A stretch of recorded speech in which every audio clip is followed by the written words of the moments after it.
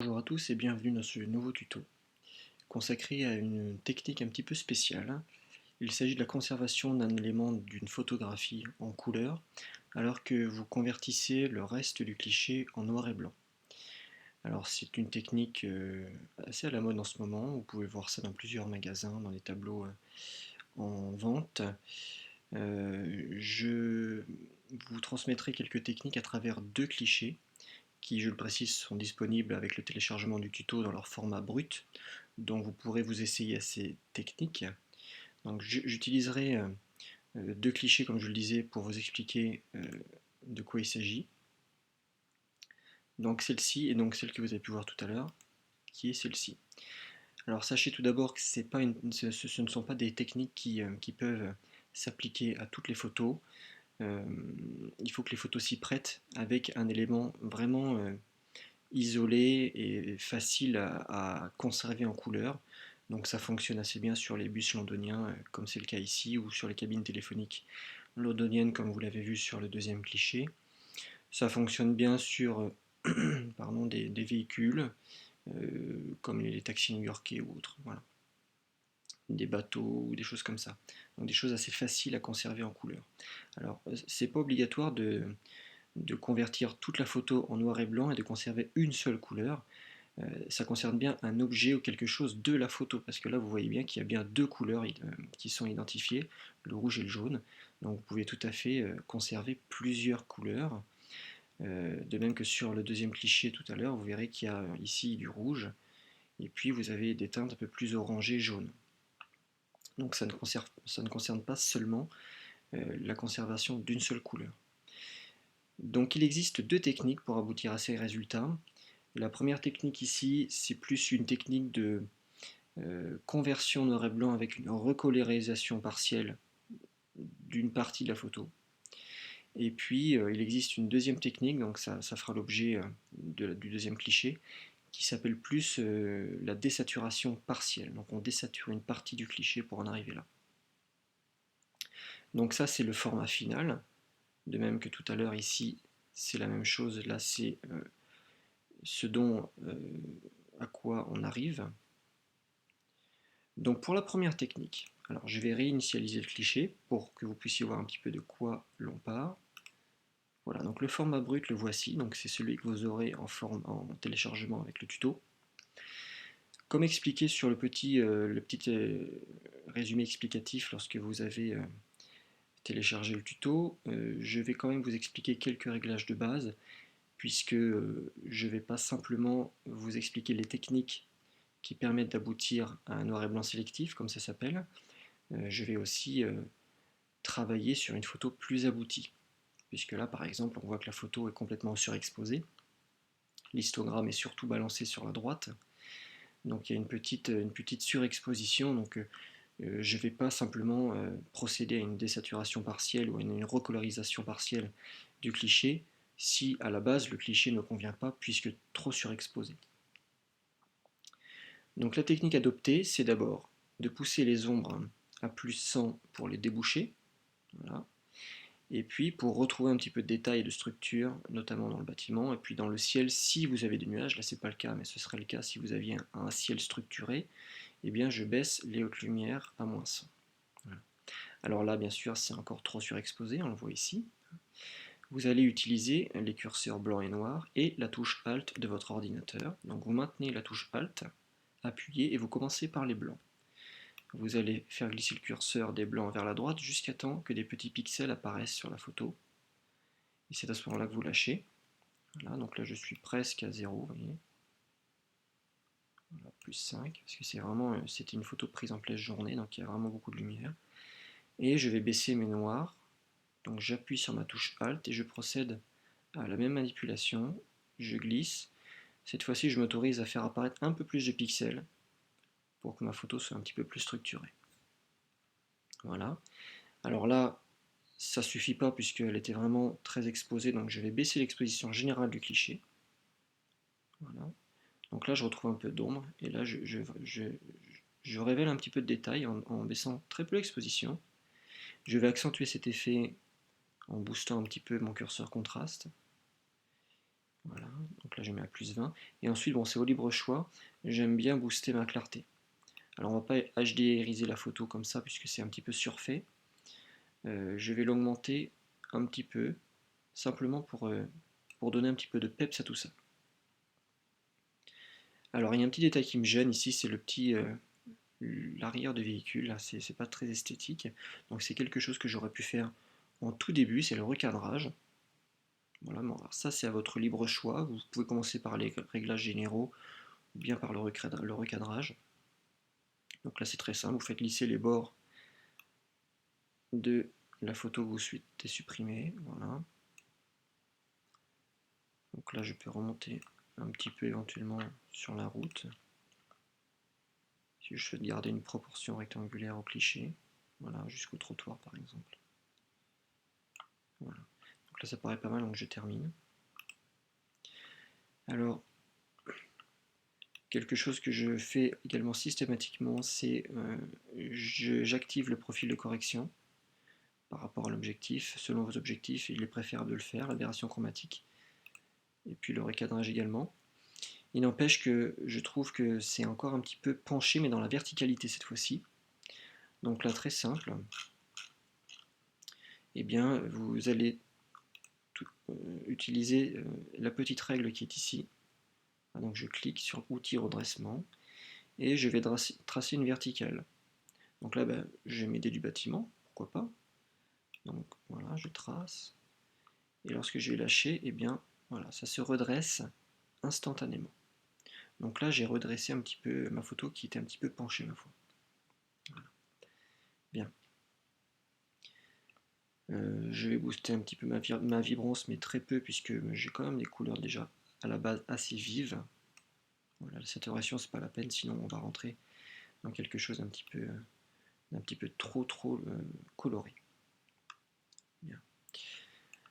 Alors, pour la première technique, je vous parlais de tout à l'heure, j'appelais ça moi une recolorisation. Il y a deux étapes en fait sur cette technique. Donc je vais cliquer sur l'outil brosse qui est ici. Et ensuite dans le menu déroulant, j'ai plusieurs choses disponibles. Et bien vous choisissez saturation. Voilà. Vous assurez bien que la saturation est à -100. Et pour que le passage en noir et blanc soit total, eh bien, le contour progressif doit être à +100, le débit également, ainsi que la densité. J'augmente la taille de ma brosse avec la molette de ma souris, et vous allez convertir la totalité du cliché en noir et blanc. Donc là, c'est assez rapide. On voit très nettement si vous oubliez un endroit, ça se voit tout de suite. Voilà. Donc là, j'ai converti la totalité de mon cliché en noir et blanc. Et donc là, je vais recoloriser un élément du cliché, donc celui que je souhaite conserver en couleur, vous l'aurez compris. Donc là, je vais utiliser de nouveau la touche Alt du clavier de l'ordinateur. Au centre du cercle ici, je vais mettre dans un endroit que vous puissiez voir, voilà. Au centre du cercle, vous voyez un plus. Lorsque je clique que j'appuie sur la touche Alt, ce plus devient moins. Alors en fait, cette manipulation correspond à la transformation de votre brosse en gomme. Donc je vais me mettre sur le bus que je souhaite recoloriser, j'appuie sur Alt pour passer mon outil brosse en gomme, et avec ma souris, je maintiens le clic gauche appuyé, je recolorise l'élément que je souhaite faire apparaître dans la photo. Voilà. Alors selon l'élément que vous souhaitez recoloriser, le ou les éléments, puisqu'il peut y en avoir plusieurs bien sûr, ça peut être une technique qui peut être un petit peu longue. Voilà. Assez délicate, n'hésitez pas à zoomer sur la photo de temps en temps pour voir si des éléments ont été oubliés ou bien si vous avez débordé. Parce que bon, le coloriage, évidemment, on peut déborder. Hein. Voilà. Alors si vous débordez, mais pas de panique. Voilà. Si je déborde, je fais réapparaître de la couleur, et bien lorsque je lâche ma touche Alt, je retrouve ma brosse, il suffit de repasser dessus et j'efface instantanément les éléments qui ont été recolorisés par erreur. Voilà. Une fois que l'élément vous convient, vous cliquez sur Terminer. Voilà. Donc la loupe, c'est ce petit plus ici, hein, je clique et je vais aller voir si des erreurs se sont glissées ou si des débordements sont là. Vous voyez que là je pourrais peut-être peaufiner sur la toiture, un petit peu, quoique il y a des reflets du soleil aussi, hein, quand même. Voilà, ça me paraît pas trop mal. Alors selon la complexité des éléments à recoloriser ou leur nombre, c'est une technique qui peut être un petit peu longue. Voilà, ça je vous l'accorde. Mais néanmoins, elle en demeure assez efficace. Alors pour parfaire cette photo, je vais augmenter un tout petit peu la luminance pour la rendre un petit peu plus nette. Voilà. Donc ça augmente, ça réduit le bruit général de la photo. Et puis ensuite, mais c'est au libre choix, j'aime bien dans ces photos-là, que ce soit des photos noir et blanc ou en noir et blanc sélectif, appliquer un petit vignettage après recadrage. Voilà, pour rendre cette photo un petit peu plus dramatique dans son ensemble, notamment dans les ciels qui sont peu structurés, puisque les nuages sont inexistants. Voilà, ça donne un petit peu plus de peps au nuage. Voilà. Donc ça, c'est donc la première technique que moi j'appelle la technique de recolorisation partielle. Il en existe une deuxième, un petit peu plus connue, qui s'appelle la désaturation partielle. Donc pour vous expliquer de quoi il s'agit, je vais changer de photo. Voilà. Donc c'est une photo qui, voilà, ça c'est le format final, hein, on arrivera à ça après les explications qui vont suivre. Donc je réinitialise. Voilà. Je vais quand même faire quelques réglages de base, puisque il y a des petites choses à faire là-dessus.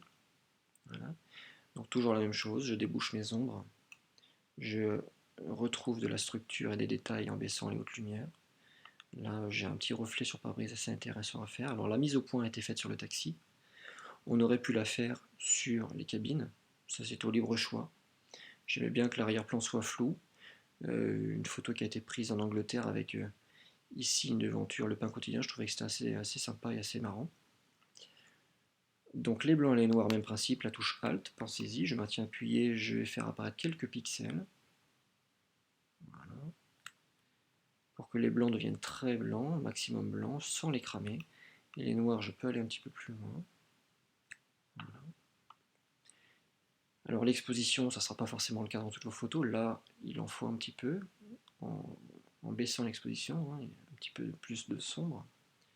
Pas trop non plus, hein, puisque si j'augmente les contrastes, ça assombrit un peu ma photo, donc il faut que ce soit voilà, léger.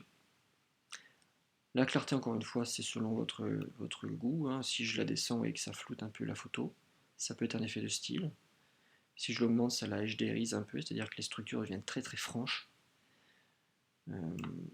J'aime bien l'augmenter, mais légèrement, pour donner juste un petit peu plus de peps à la photo. Voilà, plus 20, plus 25 en général, ça paraît pas mal. Ok. La vibrance un tout petit peu pour que les cabines téléphoniques soient vives sans être beaucoup trop rouges et agressives. Ok.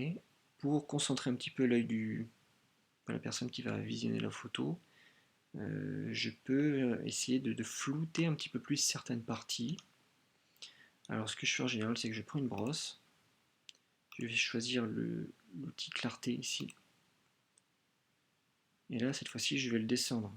Là je le descends à -100, je règle ma brosse pas trop gros, et je passe sur vraiment l'arrière-plan total pour flouter un petit peu plus, ce qui me permettra de faire ressortir les éléments essentiels de ma photo, à savoir le taxi et les cabines, même si encore une fois je suis encore complètement en couleur, donc c'est pas très très flagrant, mais voilà, ça donnera un petit effet un petit peu plus sympa que de flouter l'arrière-plan total. Voilà. Donc je termine. Okay. Et donc là, je vais passer à ce qu'on appelle la désaturation partielle. Donc je vais désaturer les couleurs qui ne m'intéressent pas. Donc vous allez dans TSL, teinte, saturation, luminance. Vous cliquez sur l'onglet saturation. Et donc là, je vais désaturer les couleurs que je ne souhaite pas conserver. En l'occurrence le vert, le bleu-vert, le bleu, le pourpre et le magenta. Donc je baisse mon vert. Je baisse mon bleu-vert. Pareil pour mon bleu. Idem pour le pourpre et le magenta. Voilà. Alors, si j'avais fait -100 sur le orange et le jaune. Je regardais mes cabines téléphoniques, c'était pas mal. Là, le orangé, c'est un petit peu pâle. Moi, je veux conserver cet avant-plan ici taxi, je trouve que ça c'est sympa. Donc je touche pas au orange, là je double-clique sur le mot pour remettre à 0. Voilà, pareil sur jaune. Donc comme ça je conserve les couleurs qui m'intéressent, ici et là. Le problème c'est que du orange, ben, j'en ai pas que ici, j'en ai un petit peu partout sur le reflet, les bâtiments ou autres. C'est là qu'intervient un petit mix avec la première technique que l'on a vue ensemble. Donc là j'ai désaturé les couleurs qui ne m'intéressaient pas, malheureusement il en reste un petit peu, donc je vais réutiliser la brosse et l'outil saturation, comme c'était le cas sur le premier cliché que je vous ai proposé tout à l'heure. Je m'assure que tout soit -100 ici et +100 là, là et sur la densité. Et là, je vais aller enlever le reste, ce qui me dérange. Voilà. C'est assez rapide. Voilà, la porte ici, vous voyez. La devanture magasin. J'aurais du matériel à brosse si besoin. Donc là, j'ai débordé. Ok, donc pas de panique. J'appuie sur Alt.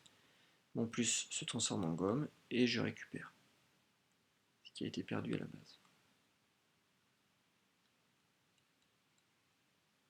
Ça, on l'a vu ensemble tout à l'heure, donc logiquement, pas de souci.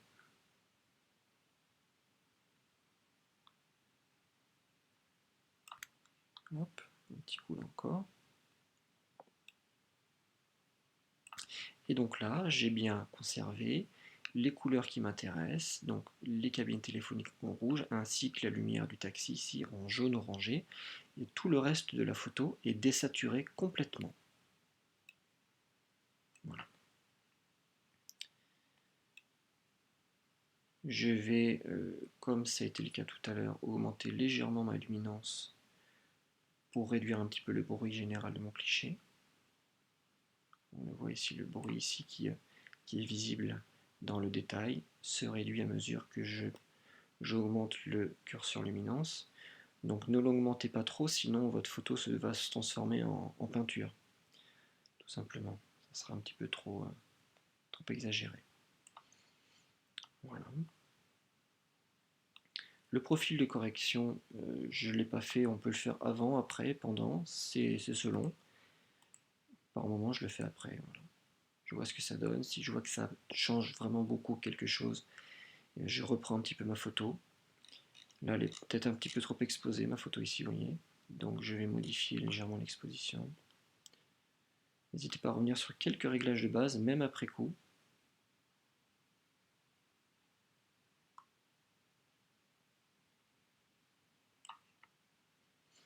Voilà.